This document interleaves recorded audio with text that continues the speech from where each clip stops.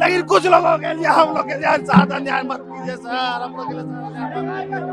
हाँ, एक पल में नौकरी चली गई, बताइए ना। आज रात के अंधेरे में ऐसा फैसला, हम लोग सीएम साहब से नाराज है। साहब आप कम से कम इस पर पुनः विचार कीजिए साहब। जहाँ से जो जांच करना है वो जांच कीजिए, लेकिन हम लोग के साथ अन्याय मत कीजिए सर, हम लोग मर जाएंगे। झारखंड के लिए सोमवार का दिन ऐतिहासिक रहा। सोमवार के दिन सीएम हेमंत सोरेन ने खुद सचिवालय से बाहर आकर घोषणा की कि जो एसएससी सीजीएल की परीक्षा रद्द हो गई। और इस घोषणा के बाद राजधानी में दो तरह की तस्वीरें देखने को मिली। पहली तस्वीर थी अल्बर्ट एक्का चौक से, जहां छात्र जश्न में डूबे नजर आए। बीते 22 दिनों से ये अनशन पर थे और अपनी मांगों के साथ जयपाल सिंह मुंडा स्टेडियम में प्रदर्शनरत। अब जब इन्हें मालूम चला कि इनकी मांग 98% तक पूरी कर ली गई है, तब ये जश्न मनाते दिखे। तो वहीं दूसरी तस्वीर दिखी सचिवालय के बाहर से, जहां कुछ छात्र मातम मनाते भी दिख रहे थे। ये वो छात्र थे जिन्होंने जो एसएससी सीजीएल की परीक्षा पास की, 7 महीने तक नौकरी में रहे और अब इनकी नौकरी खत्म होने के कगार पर है। छात्रों का आरोप है कि सिर्फ एक पक्ष को दिखाया गया है और हमारी बातें नहीं सुनी गई। जिन लोगों ने जेन्युइनली पढ़ाई कर नौकरी ली है, उनका क्या? अब इस मामले में दो तस्वीरें देखने के बाद हर कोई संशय में है कि आखिरकार सही क्या है और गलत क्या है।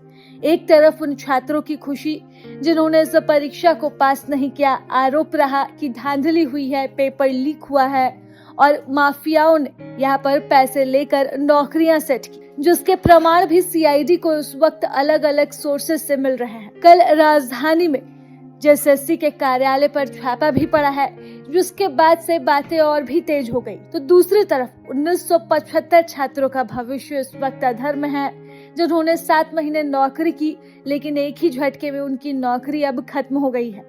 इससे बड़ी संख्या में छात्र प्रभावित हुए हैं। इनका अगला रुख क्या होगा, ये तो फिलहाल कोई नहीं जानता, लेकिन ये बात तो तय है। लेकिन एक बात तो तय है कि ये छात्र हैं और छात्रों की ये दो तस्वीरें सरकार को जरूर परेशान कर सकती हैं। कर लीजिए, लेकिन ऐसा नहीं कभी मत कीजिए। हम लोग हर तरह के जांच के लिए रेडी हैं। आप जांच कीजिए, जो गलती आता है उसको कीजिए, लेकिन कुछ लोगों के लिए, हम लोग के लिए ज्यादा न्याय मत कीजिए सर, हम लोग के लिए।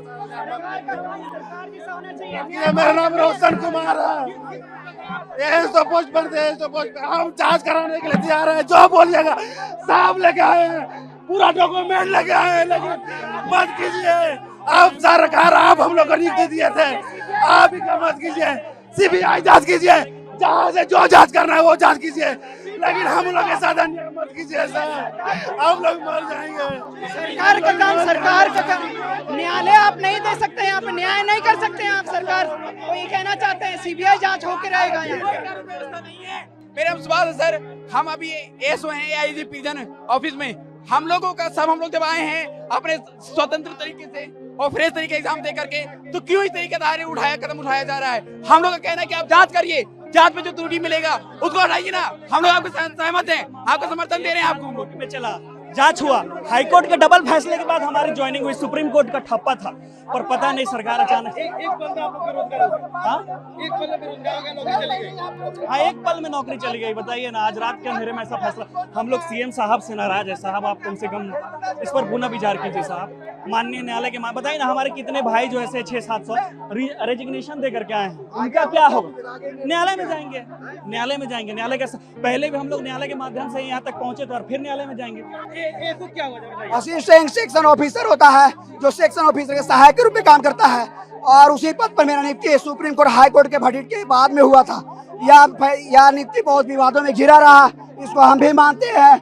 अगर इसमें कुछ मैल प्रैक्टिस लोग आया है, तो हमारा नियुक्ति पत्र, हमारा हाई कोर्ट के जजमेंट में ये साफ लिखा हुआ है कि मैल प्रैक्टिस को हटाया जाएगा, नियुक्ति रद्द नहीं की जा सकती है। अगर सरकार भीड़तंत्र के दबाव में ऐसी फैसला ली है, यह फैसला को हम गलत मानते हैं और हम सुप्रीम कोर्ट हाई कोर्ट फिर से जाके आपसे फिर बात करेंगे।